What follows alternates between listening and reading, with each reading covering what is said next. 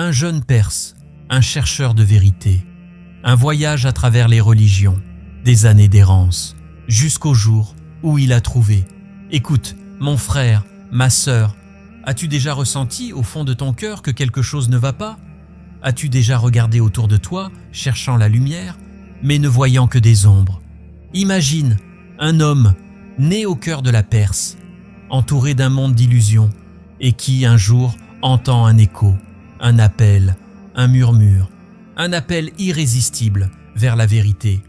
Aujourd'hui, je vais te raconter l'histoire d'un homme pas comme les autres, un homme dont la vie est un voyage, un combat contre les ténèbres, un témoignage vibrant de courage, de patience et d'amour sincère pour Dieu. Voici l'histoire de Salman al-Farisi, le chercheur de vérité. Écoute bien, car cette histoire pourrait bien transformer ta propre quête. Avant que la lumière ne traverse son cœur, Salman vivait dans l'obscurité, mais pas une obscurité de nuit. Non, une obscurité intérieure.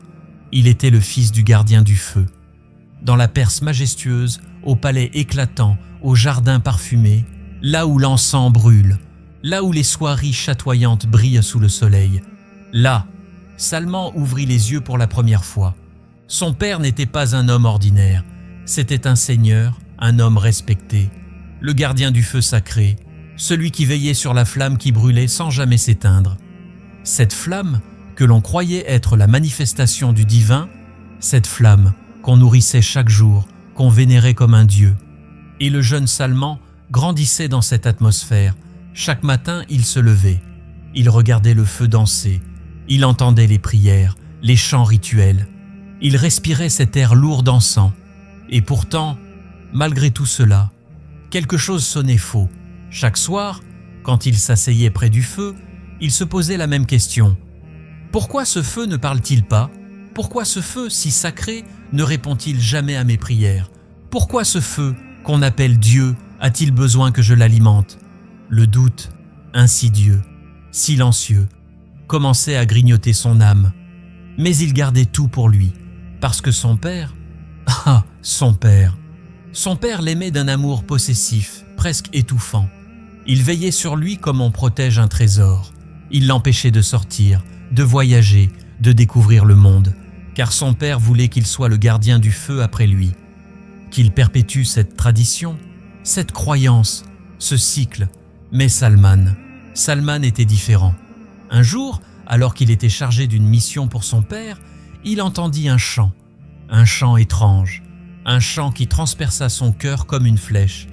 C'était une église au loin, une église modeste, cachée derrière des collines, où des chrétiens priaient, leur voix, leurs larmes, leur ferveur. Tout cela, c'était nouveau pour lui. Salman s'approche, le cœur battant. Il écouta à travers une fissure dans le mur. Et ce qu'il entendit bouleversa son monde.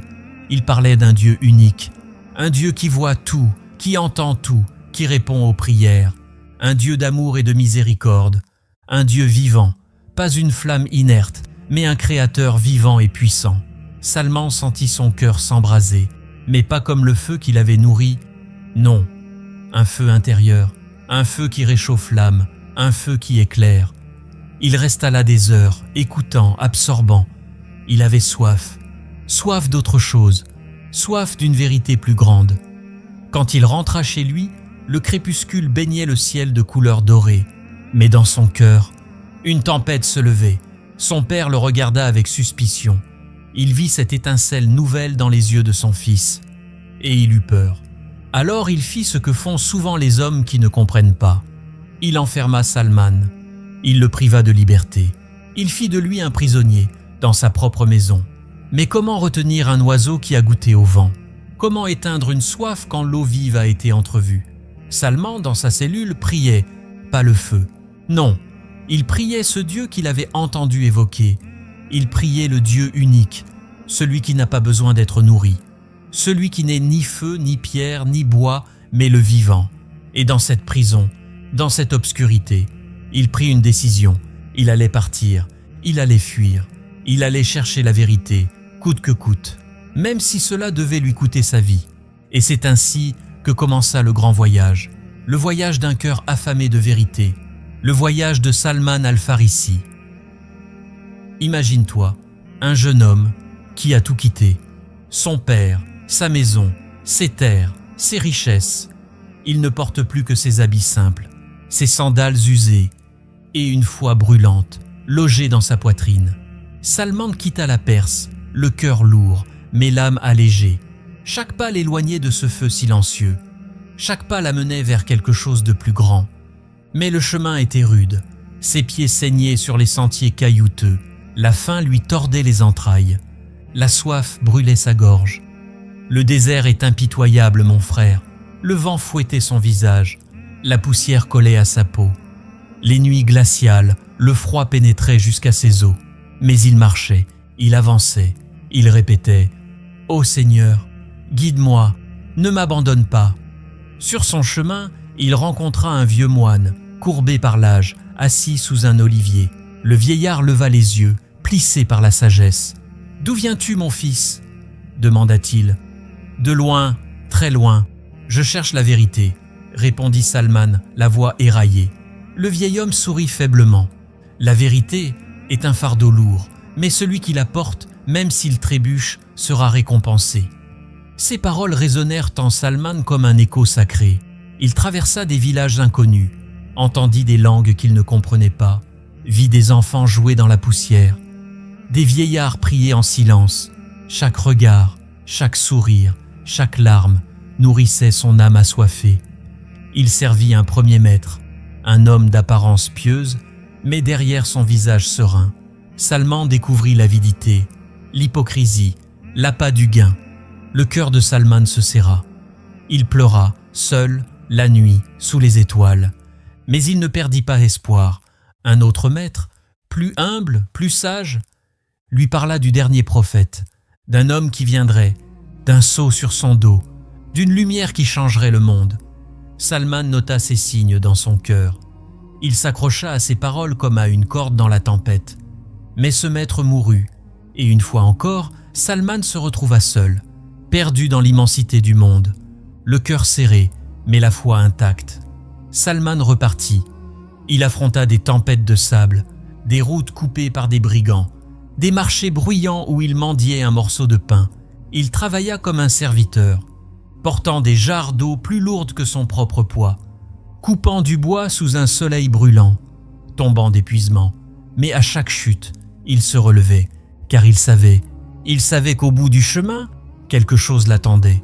Alors qu'il approchait de l'Arabie, affaibli, épuisé, il tomba entre les mains de marchands sans pitié. Ils l'enchaînèrent, le fouettèrent et le vendirent comme un simple esclave, pour quelques pièces de cuivre, de nobles Perses à serviteurs brisés. Mais ce que ces hommes ne savaient pas, c'est qu'ils n'avaient pas acheté un esclave. Non, ils avaient, sans le savoir, rapproché un chercheur de vérité de son destin ultime, dans la poussière du désert, dans le bruit des marchés, dans la douleur des chaînes. Salman attendait, il priait, il espérait, il levait les yeux au ciel, le cœur battant. « Seigneur, guide-moi, je ne vois plus le chemin, mais je sais que tu es là. » La quête de la vérité n'est jamais facile, mais ceux qui persévèrent, ceux qui supportent, ceux-là, Allah ne les abandonne jamais.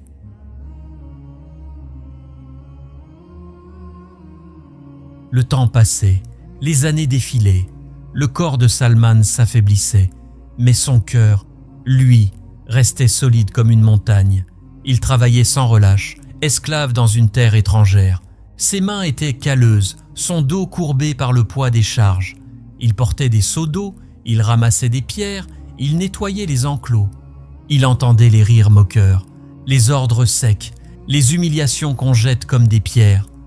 Mais chaque nuit, quand les étoiles apparaissèrent dans le ciel, il levait les yeux et murmurait « Ô toi qui es au-dessus des cieux, tu vois ce qu'ils me font, mais je sais que c'est toi qui guides, toi qui as un plan, aide-moi, ne m'oublie pas. » Et au plus profond de sa poitrine, une flamme brûlait, un souvenir, un espoir, celui des paroles de son dernier maître. Un homme viendra, un dernier prophète, il apparaîtra en Arabie, il portera le sceau entre ses épaules, il ne mangera pas des aumônes, mais il acceptera les présents. Ces paroles tournaient dans son esprit comme un parfum qu'on ne peut oublier. Elles lui donnaient la force de continuer jour après jour. Puis, un jour, dans la chaleur écrasante d'une après-midi, alors qu'il cueillait des dattes dans le jardin de son maître juif à Yatrib, il entendit des voix, excitées, bourdonnantes, comme un murmure dans l'air. « Il est là, il est arrivé à Kouba, c'est lui, le prophète qu'on attendait. » Salman laissa tomber les dattes de ses mains. Son cœur se mit à battre plus fort, comme un tambour dans sa poitrine. « Qu'as-tu dit ?» demanda-t-il à l'un des serviteurs. « Un homme est arrivé à Yatrib, venant de la Mecque. Il dit être prophète. Les gens l'accueillent. Certains parlent de signes. » Le sang de Salman se glaça. Il ferma les yeux. Ses lèvres tremblaient. « Seigneur, est-ce lui ? Est-ce enfin le moment ?» La nuit suivante, il ne dormit pas. Il pria, les larmes aux yeux, le cœur battant. Il savait qu'il devait aller le voir. Le lendemain matin, il rassembla tout ce qu'il avait, quelques dattes, un peu d'eau, et il partit. Il marcha, sous le soleil brûlant, le souffle court, les pieds nus sur la terre chaude. Et enfin, là, sous un palmier, il le vit, un homme, au visage radieux, entouré de compagnons qui buvaient ses paroles. Il était humble, modeste, d'une noblesse naturelle. Salman observa de loin, le cœur battant à tout rompre. Il s'approche à petits pas. Il posa doucement ses dattes devant l'homme et dit « C'est une aumône ». Le prophète le remercia, mais il ne toucha pas aux dattes. Salman sentit un frisson courir dans son dos. Son cœur battait si fort qu'il crut qu'il allait s'arrêter. Il revint le lendemain. Cette fois, il posa des dattes et dit « C'est un cadeau ». Le prophète sourit et mangea. Salman sentit ses jambes fléchir. Ses yeux se remplirent de larmes. Ses lèvres tremblaient. Mais il n'avait pas fini. Il devait être sûr. Alors il s'approcha doucement. Il contourna le prophète. Et il vit, entre ses omoplates, le sceau de la prophétie. Un nœud de chair, semblable à une perle. La preuve, le signe, celui qu'on lui avait décrit. Il tomba à genoux. Il pleura. Ses mains tremblaient. Ses larmes coulaient. « C'est toi, ô messager d'Allah !» Le prophète le regarda, et son visage s'illumina d'un sourire de miséricorde. Salman ne pouvait plus parler. Son cœur était trop plein. Il pleurait, inondé de gratitude, d'amour, de soulagement. Après tant d'années, tant de souffrances, tant de recherches, il avait trouvé la vérité, la lumière, la paix. Tout était là, devant lui. Et dans cet instant, sous le ciel de Yatrib, le voyage de Salman se termina. Ou plutôt, il commença vraiment. Salman resta là, agenouillé, tremblant, incapable de bouger. Ses larmes coulaient sur ses joues, s'écrasant sur le sable brûlant. Autour de lui, le bourdonnement du marché semblait s'effacer. Les voix s'éloignaient. Le monde s'était arrêté. Il ne voyait plus que lui. Lui, le messager d'Allah sallallahu alayhi wa sallam. L'homme qu'il avait tant cherché. L'homme qu'il avait vu dans ses rêves. L'homme pour qui il avait traversé déserts et montagnes. Enduré la faim, la soif, les coups, l'humiliation. Il était là, à portée de main. Le cœur de Salman éclata dans sa poitrine, comme un barrage cédant sous la pression des larmes. Il murmura, presque en sanglotant, « Ô messager d'Allah, c'est pour toi que j'ai quitté ma maison, mon père, mon pays, mes richesses. Mon cœur t'a cherché et Allah m'a guidé vers toi. » Le prophète, sallallahu alayhi wa sallam, le regarda, ses yeux pleins de tendresse, son sourire, un océan de miséricorde. Il posa sa main sur l'épaule de Salman, un geste simple, mais qui porta en lui tout l'amour, toute la reconnaissance, toute l'acceptation. « Sois le bienvenu, ô frère, sois le bienvenu. » Ces mots, Salman les grava dans son cœur comme un sceau éternel. Il pleura encore, il riait en pleurant. Il répétait « Louange à Allah qui m'a guidé. » Les compagnons autour du prophète, sallallahu alayhi wa sallam, observèrent la scène, émus. Ils voyaient cet homme étranger, épuisé, vêtu de haillons. Mais dans ses yeux, il y avait une lumière que rien ne pouvait éteindre. Le prophète, sallallahu alayhi wa sallam, demanda à Salman de raconter son histoire. Il parle longuement, de sa jeunesse en Perse, de son père, du feu qu'il entretenait, des maîtres qu'il avait servis, de ses errances, de ses chaînes. Les compagnons regardèrent Salman avec respect. Cet homme, cet étranger, cet ancien esclave, était désormais des leurs. La fraternité en islam ne regarde pas la couleur de peau, ni la langue, ni l'origine. Elle regarde le cœur, la sincérité, l'effort sur le chemin de Dieu. Et Salman, ô Salman, avait prouvé par ses larmes et ses cicatrices qu'il était un véritable chercheur de vérité. Il s'assit auprès du prophète, sallallahu alayhi wa sallam, ses mains posées sur ses genoux, ses yeux encore humides. Mais son cœur battait d'un rythme nouveau. Il avait trouvé sa maison, il avait trouvé sa famille, il avait trouvé la lumière. Et dans ce regard échangé, dans ce sourire partagé, dans cette main posée sur son épaule, Salman sut, c'est ici, c'est là que mon voyage s'arrête et que commence ma véritable vie. Les jours passèrent, puis les mois, puis les années. Salman, le voyageur, était devenu Salman, le compagnon du prophète, sallallahu alayhi wa sallam. Il assistait au cercle de science. Il écoutait chaque parole du messager, sallallahu alayhi wa sallam, comme on boit une eau précieuse. Il absorbait la lumière. Il scrutait le moindre geste, le moindre regard. Il s'imprégnait de la douceur, de la sagesse, de la miséricorde qui émanait du prophète, sallallahu alayhi wa sallam. Salman était devenu un homme d'une immense sagesse.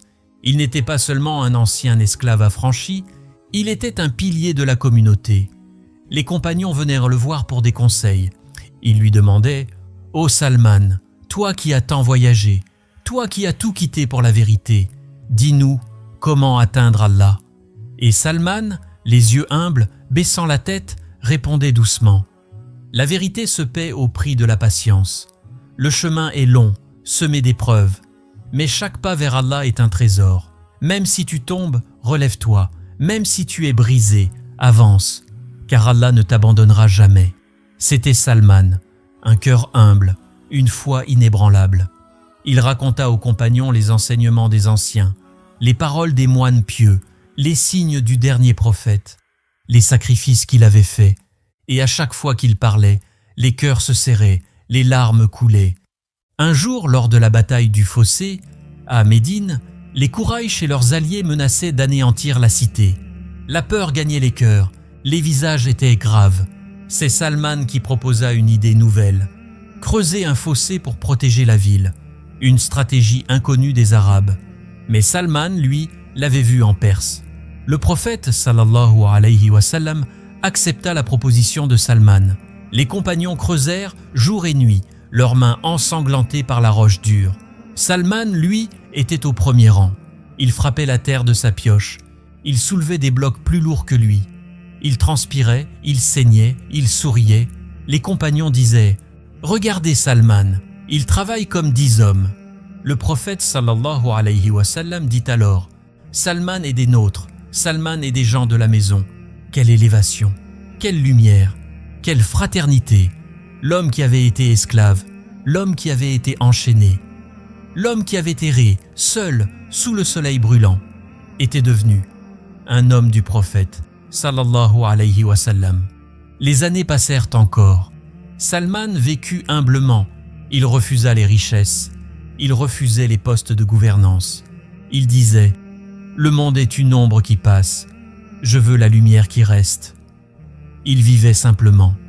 Un petit manteau, un morceau de pain, un sourire offert à tout passant. Ses paroles étaient douces, sa voix était basse, mais son cœur était vaste comme l'océan. Toi qui écoutes cette histoire, as-tu compris? La vérité ne s'achète pas. Elle se cherche, elle se mérite. Elle s'arrache parfois dans la douleur. Mais celui qui la trouve, celui qui la tient fermement, est honoré par Allah d'une lumière que rien ne peut éteindre. Mon frère, ma sœur, regarde l'exemple de Salman al-Farisi et comprends que la foi, la vraie foi, c'est de chercher, de sacrifier, de patienter. Alors, cherche, cherche encore, ne t'arrête jamais, car au bout du chemin, il y a la lumière, il y a l'amour, il y a la rencontre, la rencontre avec le bien-aimé, sallallahu alayhi wa sallam. Salman al-Farisi, un nom, un voyage, un héritage, que son histoire nous inspire, à ne jamais nous contenter des illusions, à chercher toujours, à frapper à la porte de la vérité, car, comme le disait le prophète, celui qui cherche finit par trouver, qu'Allah nous guide tous vers la lumière, qu'il nous accorde la sincérité dans notre quête et qu'il nous réunisse un jour auprès des gens de vérité. Amin.